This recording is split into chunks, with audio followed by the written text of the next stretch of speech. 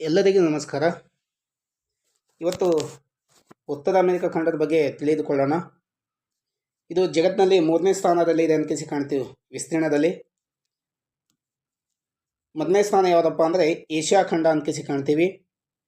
ಇನ್ನು 2ನೇ ಸ್ಥಾನ ಯಾವುದಪ್ಪ ಅಂದರೆ ಆಫ್ರಿಕಾ ಖಂಡ. 3ನೇ ಸ್ಥಾನ ಉತ್ತರ ಅಮೆರಿಕ ಖಂಡ. 4ನೇ ಸ್ಥಾನ ದಕ್ಷಿಣ ಅಮೆರಿಕ ಖಂಡ. 5ನೇ ಸ್ಥಾನ ಅಂಟಾರ್ಟಿಕಾ ಖಂಡ. 6ನೇ ಸ್ಥಾನ ಯುರೋಪ್ ಮತ್ತು 7ನೇ ಸ್ಥಾನ ಆಸ್ಟ್ರೇಲಿಯಾ ಖಂಡ ಅನ್ಕಿಸಿ ಕಾಣ್ತೀವಿ.